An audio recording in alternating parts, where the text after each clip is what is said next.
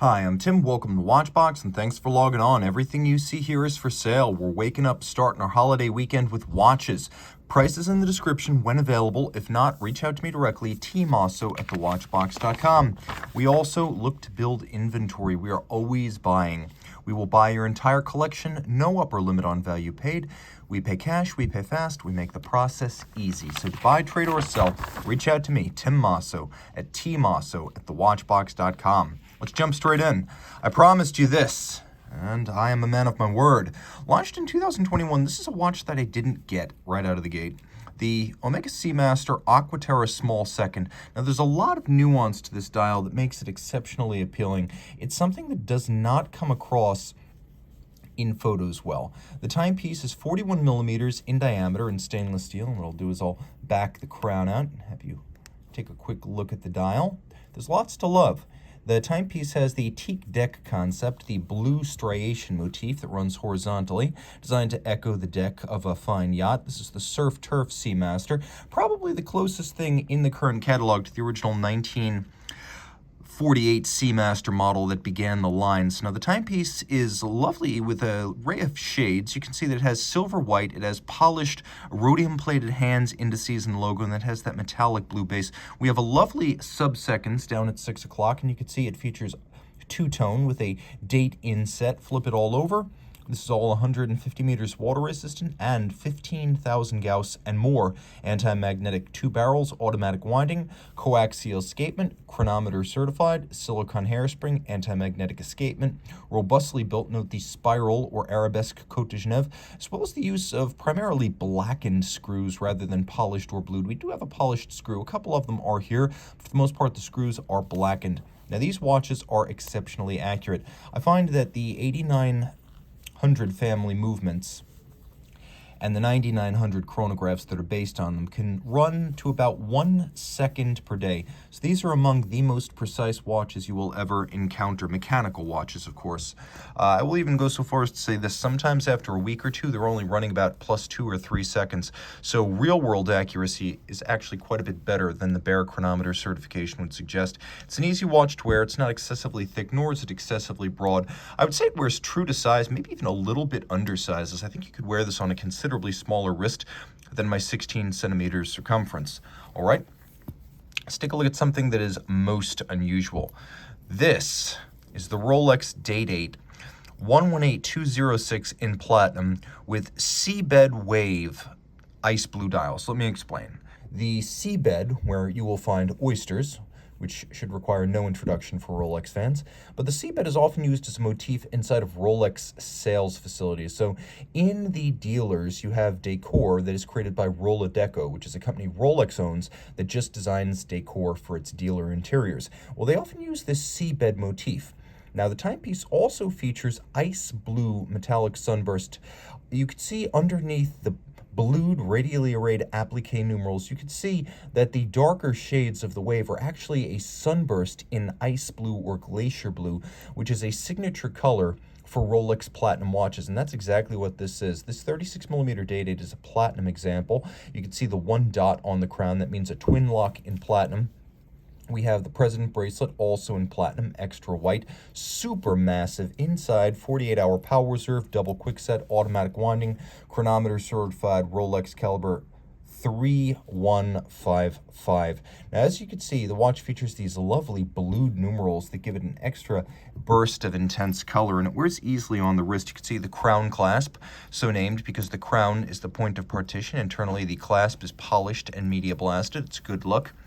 Once again, the watch is highly shock resistant as well as water resistant. You can swim with this no problem. It's suitable for him. It's suitable for her. You can see it is not massive across the wrist. Although it is massive to the touch, it is very heavy. But it gives you plenty of clearance on both sides to wear this on a smaller wrist. And you can see here they use the domed bezel, which I always love to see on DayDates and Datejusts. Speaking of which, I have one of the coolest Rolex launches of 2021 right here. Not a new model, but a new dial, and a great one. This is the Palm dial. It's the Datejust 36 millimeters. So this is the reference 126-200. It has the domed bezel. When you see the 200 after the 126, that means you're going to get a domed bezel on a Datejust screw-down crown twin lock now with a 70-hour power reserve. And it has this lovely metallic green dial. So you can see that there is a green sunburst, and then darker matte green leaves or palm leaves have been blazon atop them. You can also see that there are lighter shaded leaves that overlap and create a little bit of a depth effect. Now the watch does have Rolex Chromolite Blue Lume. The hands, the crown, and the indices are all white gold. Taking a quick look, you can see the watch is well lumed. This is one of the sportiest Datejusts you can get. Not every Datejust is steel. Not every Datejust has the 3-link oyster bracelet. Not every Datejust is loomed. This watch has all of those features. So on the wrist, it's about the same size as the DayDate you just saw, but I will mention that it has a very different kind of persona, being a watch that is all of steel with an oyster bracelet rather than the President. Now the President, I'll show you what I mean by that. The President is this short link, 3-link design. It's a hybrid of the Jubilee and the oyster, whereas the oyster right here is a broad 3-link design that you typically see on GMTs, Explorers, Explorer 2s, Daytonas, Submariners, and Sea Dwellers. You can see that lovely oyster bracelet. The watch fits the same as the DayDate. It's just a lot lighter and more durable against scratches with the 904L steel case. 904L doesn't make it harder, but it does make it less likely to corrode in the presence of salt or some industrial acids and sweat. Now, here's something that came out in 2018. It's an interesting modern update on the Quorum Golden Bridge. Now, of course, back in 1980, Quorum, with the help of Vincent Calabrese, doubled down on mechanical watchmaking with the Golden Bridge. Calabrese was a co-founder of the AHCI and one of the longest practicing independent watchmakers in the business. He had an idea for a baguette movement that was made entirely of solid gold and hand-finished. And Quorum was bold enough to adopt the idea, well, this is an update. This is the Golden Bridge 43 titanium. It is only 8.9 millimeters thick. It is in DLC-coated grade 5 titanium, so very light and also exceptionally scratch-resistant. You could see that there are sapphire windows in the flanks of the case, allowing you to see through this truss-like structure and profile, as well as to appreciate the movement from both sides. Now you can see this is a white golden bridge. So you will find them in rose, yellow, and white gold. This is the white gold version. Note that the beveling is mirrored and gorgeous. We have media blasting and polishing atop the bridge. And this is alternately known as calibers CO7000 and CO113. They're identical. Manual wind, you can see the barrel is at one end, then there's a drivetrain, an escapement, and a free sprung balance, which I didn't expect to find, but it is a free sprung balance that beats away at 4 hertz at 28,800 vibrations per hour. You can see the motion works as well as the keyless works down at the base of the dial, and all of the setting is done using the inverse bullhead crown. You'll appreciate that the hands are half frosted for better contrast, and we have this truss-like design along the edges. Just as we see it through the side, we have it along the face of the watch. All of this is manual one with a 40-hour power reserve, and you can see the dial has good depth effects too. Now, the truss design over here has a black polished hex bolts. It also has almost a wood grain texture to it to make it look like the truss of an old wooden bridge. The watch does include a rubber strap, and note there are pull tab spring bars for quick removal. It is surprisingly water resistant at 50 meters, and I have a feeling that back in 2018 when this arrived, being pitched more heavily towards everyday users and sports watch enthusiasts, this was designed to be a more durable golden bridge. Not for dress watch enthusiasts, but for people who wanted titanium and DLC and water resistance and rubber straps. And it's certainly that. Although it is large at 53 millimeters across the wrist, remember, it is quite thin and very, very light on the wrist. Zenith never disappoints with its watchmaking. But when this model debuted back in 2021, it was a bit controversial because many feel that this Zenith Chronomaster Sport looks like a Rolex Daytona, and I'm going to say that they're right. Especially from this angle, it does look like a Rolex Daytona. That said, the closer you get, the more nuance comes out. First, taking a look at the case, the watch includes a case design and a pusher architecture, nothing like the Rolex. The Rolex has narrow, tapered lugs, all of high polish. Here we have beveling, we have satination, we have squared off ends. The whole thing is less than 47 millimeters from lug to lug, so on this strap, it really wears well on a small wrist. The Rolex also has a screw-down crown and screw-down chronograph pushers, whereas Zenith uses pump-style pushers without shoulders or screw-downs and a push-down crown. And the watch still has the 100-meter water resistance of the Daytona. There's a little bit of a kerf underneath the crown, so you can dig your nail in more easily to set the time. You'll appreciate that this watch includes a column wheel architecture that has a wonderful feel to it. This is the El Primero caliber 3600, effectively the second generation El Primero, and this debuted back in 2019 on the 50th anniversary models. Changes include a longer power reserve, now 60 hours rather than 50, 35 joules rather than the old 31, hacking seconds, which the original El Primero did not have. And then you can see it has this lovely grayscale coloration across its surfacing. We have both blued and polished screws, and they mean different things to the Zenith watchmaker. One is used for physical assembly, one is used for tuning. You can see that we have a column wheel with a lateral clutch, and as is the tradition with the El Primero, we have a balance beating away at 36,000 vibrations per hour. And the watch includes a silicon, anti-magnetic, and unlubricated escapement so that it can operate better between services. Now, on the dial side, we have the striking 10th, which is a system that debuted back in 2010, and the idea is to take the Zenith El Primero's 10 beat per second resolution and make it easier to read tenths of a second. So normally on a small scale, though the watch technically read to a tenth of a second, the scale was too tiny to read easily. Now we have this ceramic bezel, which is highly scratch resistant, and it has 10 seconds plus tenths engraved into it, so it's easy to read. We have this foudroyant, or lightning seconds hand, and it makes it easier to read tenths of a second. So I can see, for example, that since I started the chronograph, I've got my elapsed minutes, I've got my full seconds, and then you can see that the bezel is reading 2 2/10 of a second. That's how that works. It's very easy, very intuitive, and also a lot of fun to operate.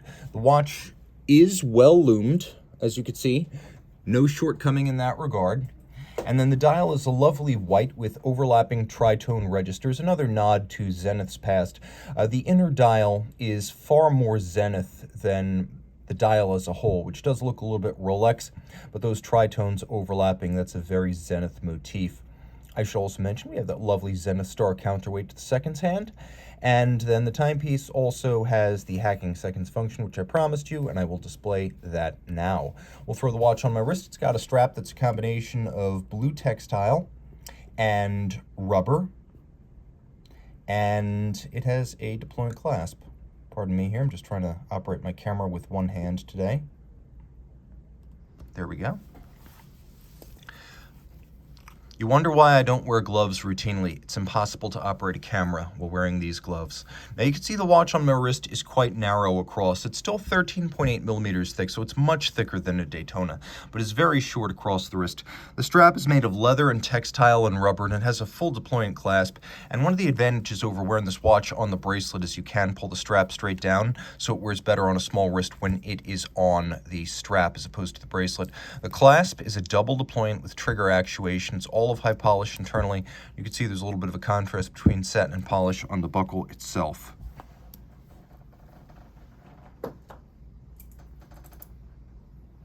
Now we're going to jump to some classics, and I have some classics for you. This is a B Series Audemars Piguet Royal Oak Jumbo. So the B Series followed the A Series. These were made from 1976 to 1979, the first reference and the first decade of Royal Oak Jumbos. So the dial is the Petite Tapisserie in a very, very dark blue. You can see it's galvanized with white gold hands, white gold indices, and the white gold AP logo with the signature at 6. We have white gold hex bolts inside the bezel. You can see, well, the bezel's a little bit worn. It's well defined, and the finishing break between the polish and the satin is sharp. The case, though, is outstanding. As you can see, the lugs are incredibly full and even from side to side. The bevels are sharp. The break between polish and satin is like a razor, and the bracelet is in outstanding condition. Normally, As these age, the bracelets will pull straight down from the lug, so vertical. Here you could see it arcs out, which means that the tolerances remain too tight to simply fold it like a piece of fabric. So this is actually outstanding condition for a bracelet and case. Now on the reverse side, you can see that this is a B-Series Royal Oak monoblock case construction, as Gerald Genta back in 1972 intended these watches to have a high degree of water resistance, since the case back and the mid case were all one piece milled from the solid, and then the dial and the movement loaded in from the front. So the watch is considerably thinner than a modern jumbo, whereas a modern jumbo is about 8.1 to 8.3 millimeters thick. This is actually 7.3 because of the lack of a display case back and the monoblock case. Now the watch is 39 millimeters in diameter. It's about 48 millimeters from lug to lug. So like all Royal Oaks, it wears a bit bigger than its rated size. Think of it as more of a 41 millimeter round watch, and you get the general idea of the fit. Though as slim as it is with a sloped bezel, it'll slide easily under a dress cuff. It's powered by the JLC designed 920 Bausch, finished by Audemars Piguet as the 2121. The base movement is 2.4 millimeters thick. The total with the date is 3.05. It was a landmark movement when it came out in 1967. It was designed for and only ever used by AP, Vacheron, and Patek. So this watch is high horology inside and out. And truly, you're getting an outstandingly preserved bracelet and case with this watch. You can see charting the changes. I featured a diamond dial Royal Oak Jumbo that was an early first A-series watch from 1972, and you can see the difference between this late 70s model and that example I showed you previously. Of course, the earliest ones say Audemars Piguet on this little clamshell lock. They will also have a date of manufacture stamp internally, and then they will also have the Gay Frère logo and name. That was later bought up by Rolex, so Gay Frère went away as the supplier, and of course the buckle internal and the clamshell external change, just charting the changes on these early Royal Oaks. No two batches exactly alike. We'll also jump into a watch that's something of a modern classic because, truth be told, it's not all that old. As you can see on the reverse of this case, we'll zoom in and take a closer look. This is a 3rd series FP Jorn Tourbillon Remontoire, also known as Tourbillon Souverain, version 1. The watch features a case fabrication year of 00. The reference is T, that's what that means. And you could tell that this is an exceptionally early example of the Tourbillon Remontoire based on just how shallow the engraving is in the case back. You can barely feel it. That's a sign of an exceptionally early watch. And in fact, this is one of the first 65 Tourbillon Remontoire ever created. So this is a very early watch. Brass movement. You could see it is a Eleanor case made in France with the double hallmarks. You could see the Eleanor maker's mark right there. You could see the double French hallmarks. Eleanor, outside of Paris, was Jorn's original case supplier from the 80s through about mid-2008. So you'll see those double stampings and the French maker's mark on the watch in the early days of Jorn production. Now this is a very early Tourbillon Remontoire. You can see it's a 3rd series because there is no souscription number, nor does it have a rounded remontoire cock, but we still have these large bolts on the dial side. On the 4th series, these would get much smaller, so it's easy to see that this is a 3rd series watch. Another hallmark of the 3rd series, you can see that the printing of the power reserve numerals almost exactly the same size as the printing of the minutes on the minute scale. That's just a mark of a 3rd series if you miss the rounded tourbillon remontoire cock. Now, the tourbillon itself, in fact, these early watches, they are quite a bit different in fabrication from more modern Jorn pieces.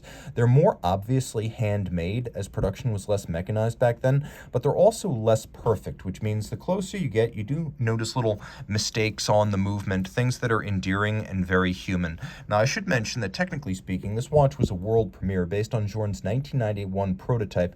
First time in series production, a remontoire d'égalité constant force device was ever combined with a tourbillon. This is a 1-minute tourbillon, 6 beats per second, 6-position adjusted. It has an overcoil, which is rare on Jorn watches, and it's free sprung, which is not rare on Jorn watches, but is an ideal architecture for precise adjustment.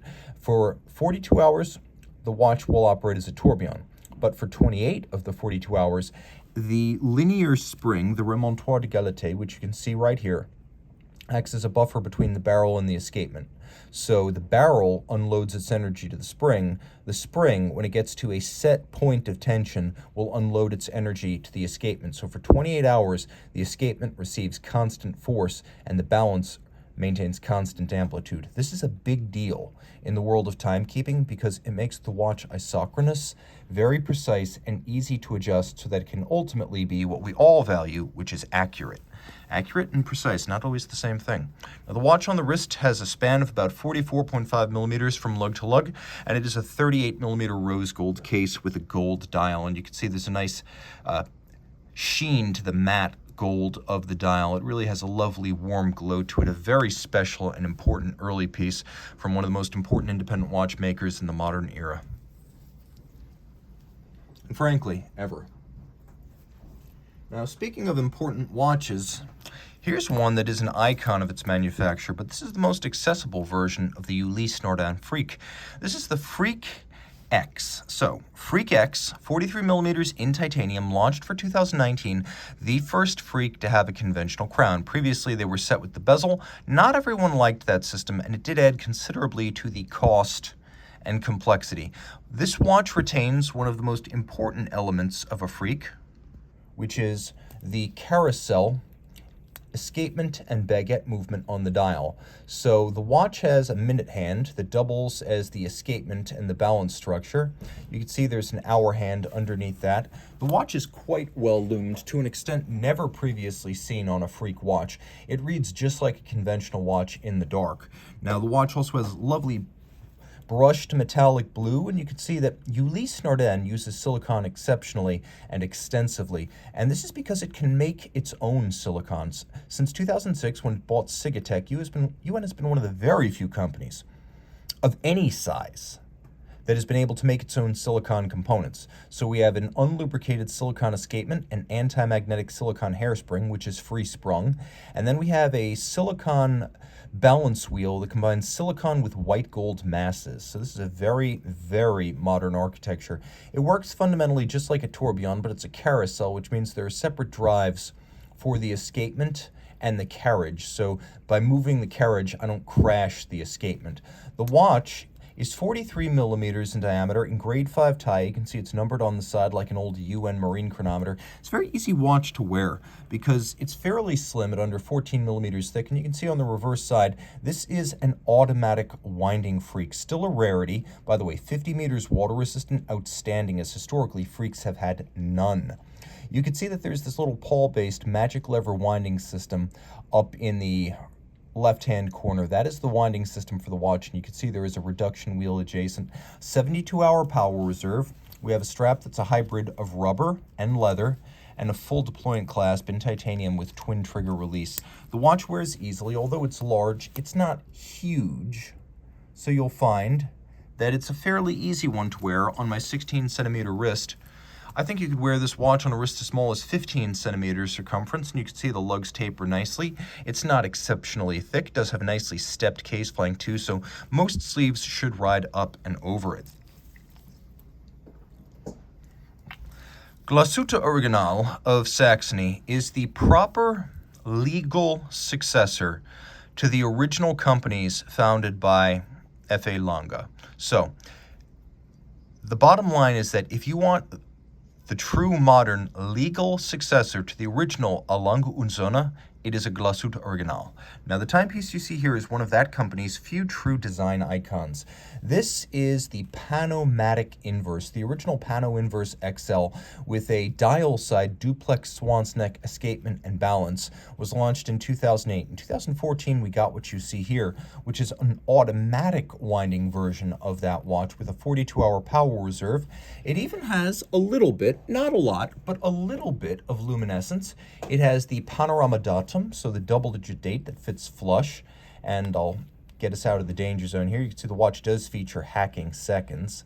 It also features a quick set date, which is not universal on these Geo Pano watches. Many of them use a pusher adjuster. This has a true quick set. The swan's neck is black polished and doubled for fine adjustments.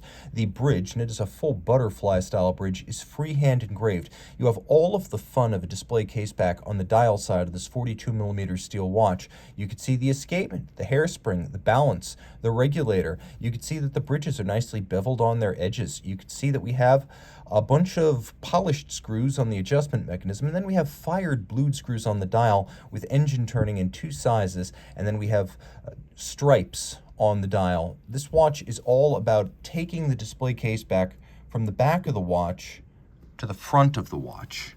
It is large and substantial, but you get what you pay for. It is 5-position adjusted like a chronometer. It has a very robust deploying clasp that actually fixes in place with a screw, so you're definitely not going to drop the watch. And it is handsomely hand-finished on the side of the watch that you see all day long. Again, I recommend this watch for a wrist of 15 centimeters circumference or larger, but if you want true, traditional East German watchmaking haute horlogerie, attention to detail, this is one of the best options. We talk a lot about the inflation of watch prices and values, but watches like this remain, if anything, undervalued for what you're getting. No Rolex is finished like this, that's for sure, nor does it offer you the pure joy of a display case back on the dial side. So yes, Patek, AP, Rolex, even the likes of Vacheron and many independents are very expensive these days, maybe even unreasonably expensive. But with a watch like this, you're getting real value for less than it costs new, and that is undeniable. So here's a watch brand that's a little bit controversial. Through the years, Hublot has been criticized as more style than substance, but since 2009, Hublot has been a manufacturer, and while not all Hublot watches can be described as traditionally beautiful, the 2019 1,000-piece limited edition titanium Classic Fusion Ferrari GT is genuinely gorgeous. You wouldn't know just from looking at it, but this is rated as a 45mm case. It doesn't seem that way. Throw it on the wrist. Again, my wrist 16 centimeters circumference. You appreciate that it's actually quite flat, and the lugs are sloped at their edge, so it wears just fine. You could wear it on a wrist my size, 16 centimeters circumference, and I almost never say that for a 45mm watch. Now, this watch is beautiful in part because it was designed in conjunction with the Ferrari Centro Stile, which is their in-house design department. Previously, Ferrari had given its blessing to brand Hublot watches as Ferrari, but this is the first time Ferrari itself actually weighed in on what the watch should be. So we'll do a quick lume shot. You can see the watch has plenty of luminescence, no shortage. Even the sub-registers are lumed. The timepiece is also 100 meters water resistant. It is a flyback chronograph. Let's see if I can wind this up for you. And it has a 100-meter water resistance and the luxury of a 1/4 turn locking crown. 1/4 turn locks, 1/4 turn unlocks. See if we can wind this up and show you how it operates. It uses the 2nd generation Unico. The Unico 1280 family debuted 1 year before this watch in 2018, and it offered a more compact profile. Whereas a standard Unico is about 8mm thick, the Unico 1280, this is the 1281, is only 6.75mm thick. Now we're going to get a little bit closer here and you can appreciate some of the elements of the movement. The movement is visible on the dial side. Take a quick look. You can see both the column wheel pivoting at 6 o'clock and adjacent to it the lateral clutch. This is something that typically is on the reverse side of chronographs, not on the front side. The chronograph minutes register reads up to 60, which I love because I always think that's just more useful than a 30-minute register. After all, we measure hours by the 60 minutes. And then we have a flyback function where you can reset and restart. The watch also has hacking seconds and a quick set date, a skeletonized date disc, and there's a secondary sapphire under the primary sapphire where these numerals are actually mounted, as are the sub-registers. You can see that there is a hollow case here, and if you look carefully, you can see through to the other side. This case the inner case floats within the outer case. Everything here is media blasted. We have these lovely Torx motif pushers for the chronograph. Everything designed to look like the interior or even the engine bay of a Ferrari automobile. On the reverse side, you can see we have a center lock style nut like you would find on ultra high performance Ferrari models or racing models. Cavallino Rampante, you can see him here, you can see him here, you can see him on the dial, the symbol of Ferrari, whether the company or the Scuderia, which is the racing team. The movement has a 3-day power reserve. automatic winding, a full silicone unlubricated escapement, flyback capability, column wheel, and lateral clutch, and it's all grayscale to give it a cool techno vibe, which this watch definitely has. The entire titanium structure is media blasted, and you can see that there's an inner ring in black DLC, which makes for a nice subtle contrast. A really special watch. It combines a strap in rubber with calfskin. You have a deployant clasp here. This is an awesome piece. Lots of credit. Credit where credit is due to Hublot. They've done a wonderful job with this. Hublot, previously never associated with beauty, opened its account in that regard with this model. Okay, high horology coming at you. Starting with the anniversary piece from FP Jorn. In 2020, FP Jorn redesigned the Chronomatic Resonance, his world premiere from 2000. It was the first time that Swiss lever escapements and balances were used to generate the same resonance coupling phenomenon found with pendulum clocks and metronomes. So what we have here is the 40mm version in platinum with a dial of white gold, and we have a symmetrical layout. So the dials are of the same shape and size. That's a change from the somewhat controversial parking meter 3rd series resonance, but one is in 24-hour format, so you can use the watch as a true dual time.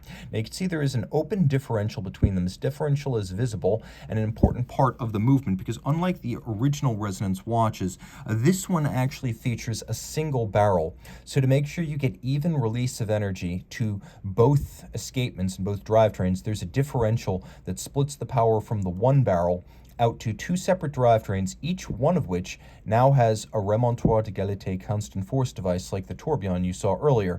So for 28 of the 42 hours, just like the tourbillon, this watch is able to maintain constant amplitude of both balances, wind at the same time every day, and the watch will keep unerringly accurate time. Now the balance is synchronized after about 7 to 10 minutes. They beat in opposition, so if one goes awry, the other, because it is coupled to it by resonance, will automatically correct. They should vary by less than 5 seconds relative to each other per day.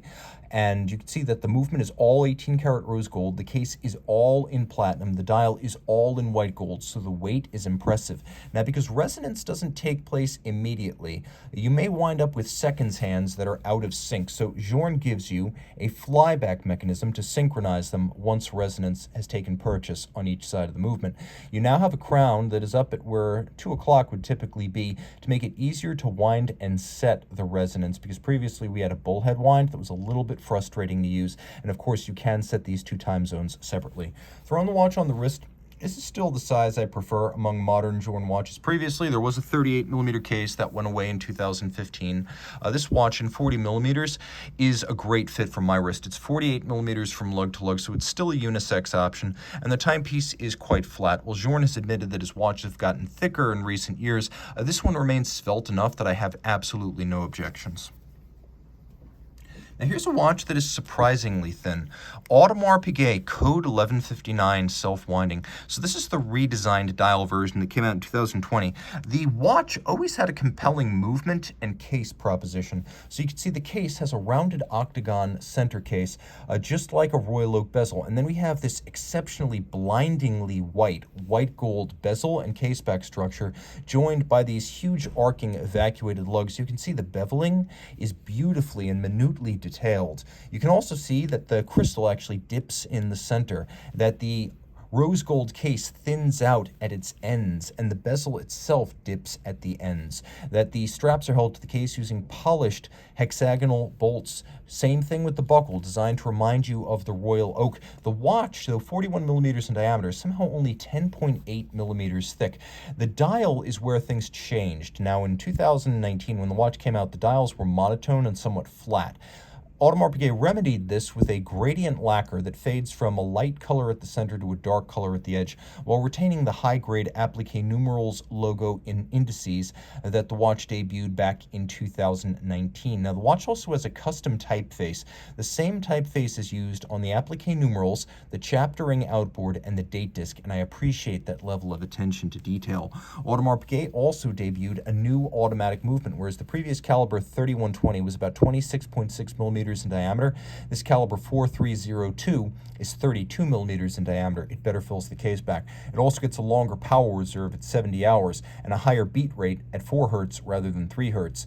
My favorite part of this movement is actually the rotor, where you can see it's been hand finished to create 8 sharp interior angles where the interior bevels of the rotor actually meet. It's finished to a generally higher standard than the rest of the movement, though the rest of the movement is nothing to sneeze at.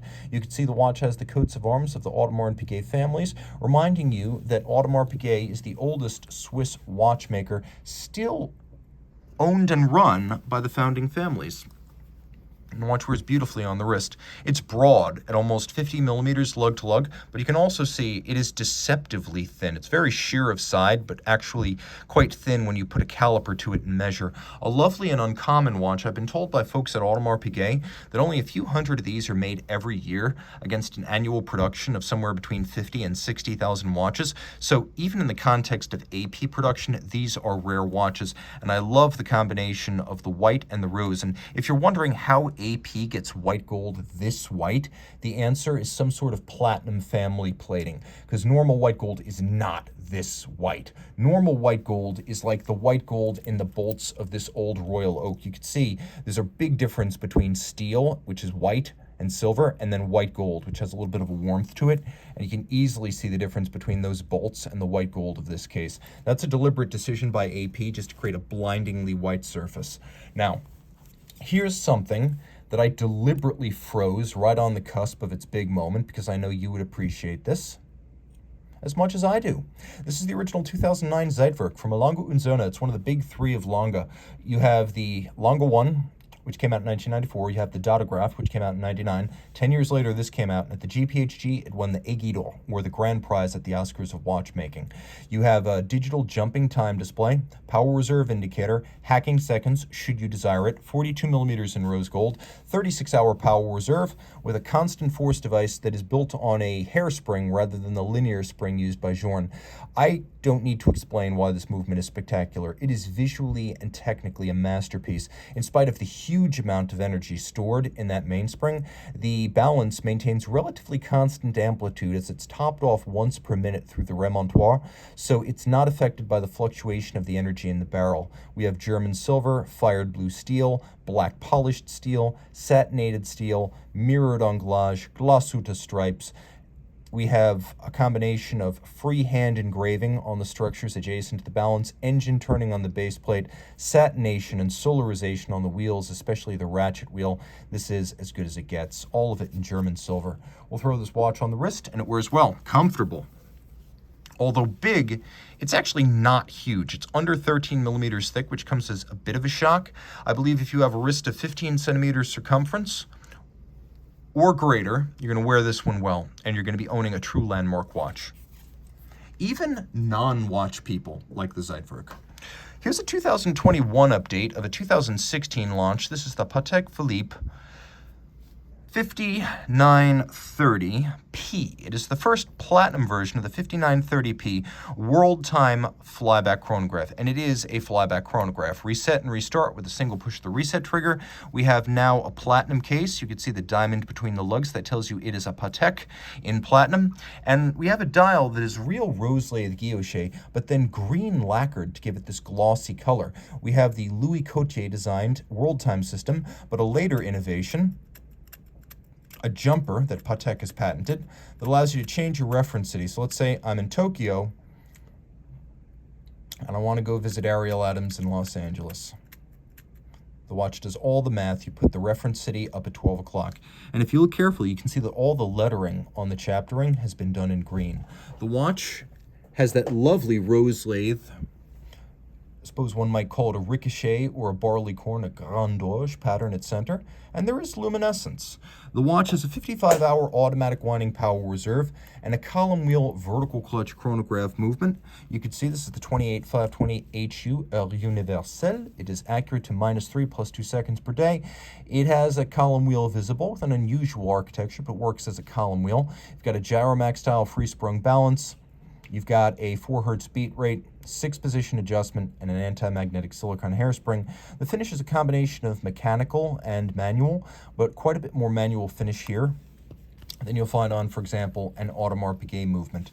We'll throw the watch on the wrist. It actually has quite a stance. For a 39.5 millimeter case, it is not a tiny thing, and you can see that well on my wrist. I'm going to recommend a 15 centimeter circumference wrist or bigger, because you get too much smaller than this, and those lugs, which are broad, are going to overlap your wrist. But it's got a nice satisfying heft to it between the green accents, the glossy lacquer center, and the pure white blaze of the platinum. This is much more special, at least to my eye, than the original blue dial white gold model.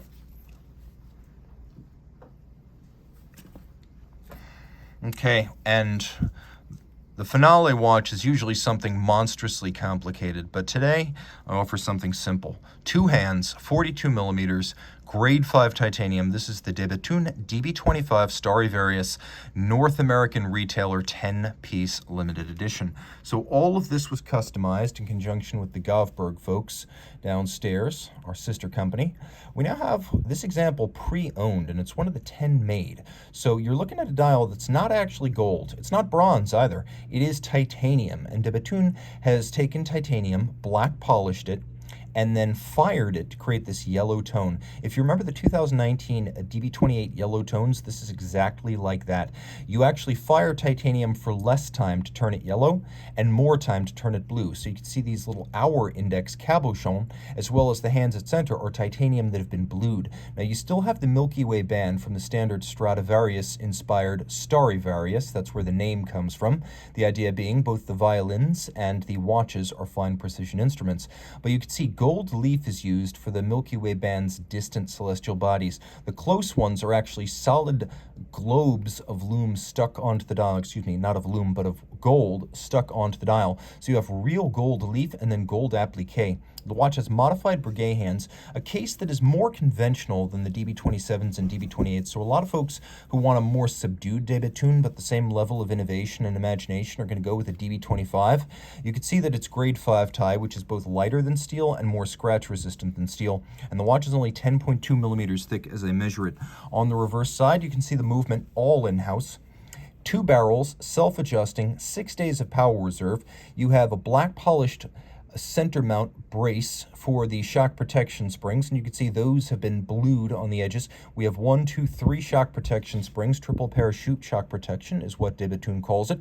So the watch is both more accurate under shock and more durable. We have a fully black polished balance bridge. We have a titanium and white gold fired blue balance wheel. We have a hairspring that's actually 2 pieces shaped by hand and clamped together, giving you the concentric breathing of an overcoil with the thin profile of a flat hairspring. The barrels cannot accidentally be overwound. They will release the excess tension. This is a patented feature that De Bethune has bestowed on its dual barrel manual wine watches, and you can see that everything is traditionally hand finished. We have black polish, we have Côte de Bethune, which is a special kind of abrasive wheel stripes. We have mirrored anglage on the edge of the bridges, and you can see the bridges are stacked 2 deep. We have black polished screws, satination on the wheels and the barrels, and then a rose gold plaque with the name of the watch fit down at 6 o'clock here. So you're getting all of the De Bethune technical innovation and stunning aesthetics in this 10-piece limited edition from a company that only makes about 200 to 220 watches a year. Remember, Jorn makes about 900 watches a year. Every De Bethune watch ever made still adds up to only about 3,000 as of 2022. So exclusivity, as well as style and innovation, are assured.